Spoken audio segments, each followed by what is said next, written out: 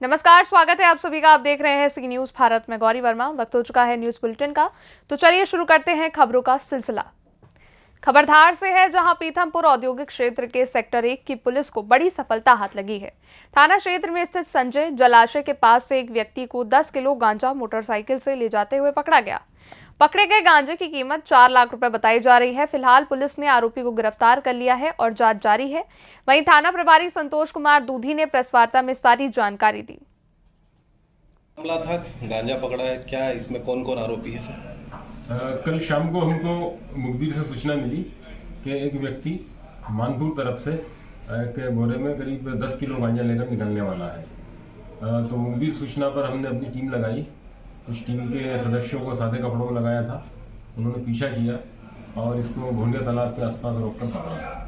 कितने का मालूम? ये व्यक्ति धर्मपुरी का निवासी है, बापू सिंह बुंदेला इसका नाम है, और ये सांगवी महाराष्ट्र से किसी सुभाष नामक व्यक्ति से गांजा लेकर आया था। पूछताछ में जानकारी मिली है कि इंदौर के किसी राकेश तंवर नामक व्यक्ति को गांजा सप्लाई करता है। इस आधार पर अभी हम तलाश कर रहे हैं राकेश की भी, और 8/20 में मुकदमा कायम करके अभी जांच की जा रही है। सर, माल की कुल कीमत कितनी होगी? माल करीब 3 से 4 लाख रुपए कीमती है। जी, ये जो आरोपी हैं, ये पहले भी कुछ प्रकरण इन पे दर्ज है?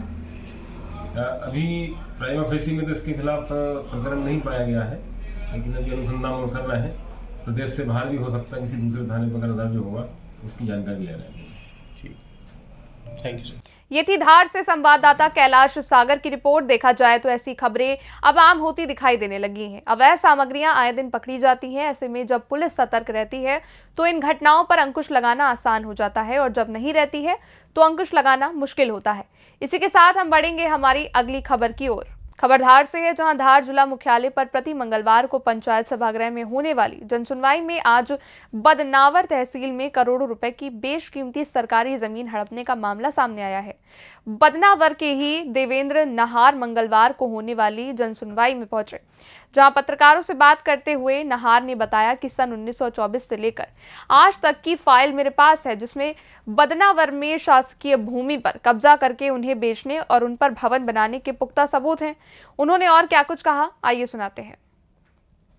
ये जो मैंने शिकायत की तो अपर कलेक्टर साहब सुनने को तैयार नहीं, क्योंकि ये इनकी सत्यता का पता चलता, क्योंकि मैंने इनके ईमेल पर ये जानकारी दे दी थी कि आपका तहसीलदार सत्येंद्र गुर्जर गैर कानूनी काम कर रहा है, शासन की भूमि की बेचने की जांचें दबा रहा है। और राजस्व निरीक्षक ने 3 माह पूर्व कहा कि हमें जांच करने का टाइम नहीं, जाओ तुमसे हो जो कर लो। ये बताइए, आपकी जो जांच है, आपने शिकायत किन किन चीज़ों की? मैंने शिकायत नजुल की भूमियों की, नजुल की भूमियाँ बेच दी इनने, और गोचर और चन्नोई भूमि बेच दी। 5 प्रकरण लगा रखे हैं मैंने नजुल की भूमियों के, और एक नजुल की भूमि का प्रकरण पिछले वर्ष 2022 से इन्हें दबा रखा है। आदेश कटारे साहब जो थे एफडीएम बदनावर में, कटारे साहब ने उसको आदेश पे लगाया था। कटारे साहब का ट्रांसफर होने के बाद उस फाइल को इन लोगों ने गायब कर दी 2 वर्ष तक। तो मैंने बोला कि फाइल कहाँ है, तो ये बोलते हैं कि अगर तुमने इस फाइल के बारे में पूछा और गोचर चन्नोई भूमि का, तो तुम्हारी बहन तहसील में काम करती है राजस्व अर्जी लेखक का, इसके झूठे केस बना देंगे। और इन लोगों ने गैर कानूनी औरतों से झूठे केस लगाकर इसका लाइसेंस निरस्त करने की कार्रवाई दबा रखी है। जब इसने एफडीएम साहब को सत्यता के कागज पेश किए तो तहसीलदार गुर्जर दबा के बैठ गया, और इन दोनों को जो है नौकरी से बर्खास्त करने की कार्रवाई करे और राजस्व भूमि के प्रकरण में विधिवत जांच करे। सही, मैंने 1924 से लगाकर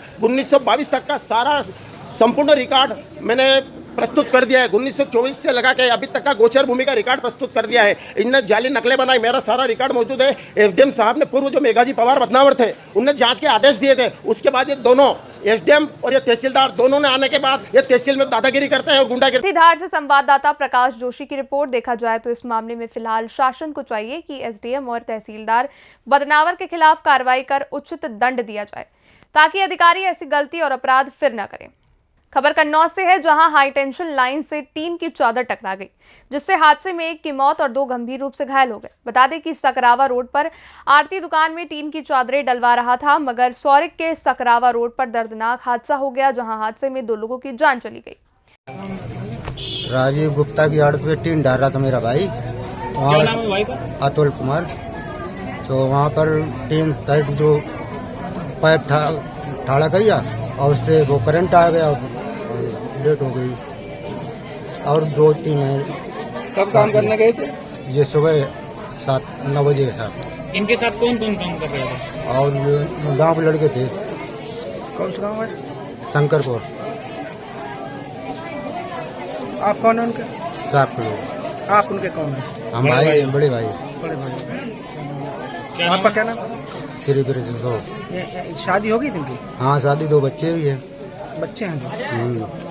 क्या नाम इनका? बच्चों अतुल कुमार, इनके बच्चों का नाम? एक का नाम परी और बच्चा जो छोटा है उसका शादी कब हुई थी?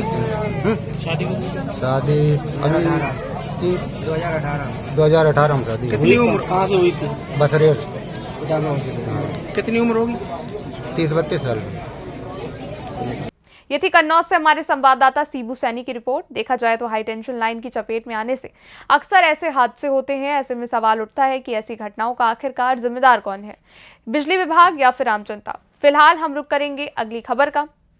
खबर मथुरा से है, जहां सोमवार को मथुरा के गोवर्धन में राजस्थान के मुख्यमंत्री भजन लाल शर्मा भारी सुरक्षा व्यवस्था के बीच पहुंचे। हेलीपैड पर राज्य मंत्री जवाहर सिंह, बेढ़ाम विधायक डॉक्टर शैलेश सिंह ने मुख्यमंत्री की अगवानी कर मुख्यमंत्री का हेलीपैड पर किया स्वागत, जिसके बाद गोवर्धन महाराज जी के दर्शन किए। कम समय में वो दूसरी बार दर्शन करने आए हैं। इससे पता चलता है कि मुख्यमंत्री की आस्था गिरिराज महाराज में विशेष है।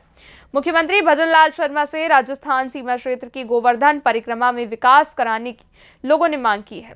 ये थी मथुरा से हमारे संवाददाता जीवनदीप कल्याण की रिपोर्ट। देखा जाए तो राजस्थान में भाजपा की सरकार काबिज हो चुकी है। ऐसे में वहां भाजपा के मुख्यमंत्री हैं भजन लाल शर्मा, जिनका यूपी से खास नाता है। वो मथुरा अक्सर आते हैं। ऐसे में यूपी की जनता उनके समक्ष भी अपनी बातें रखती है।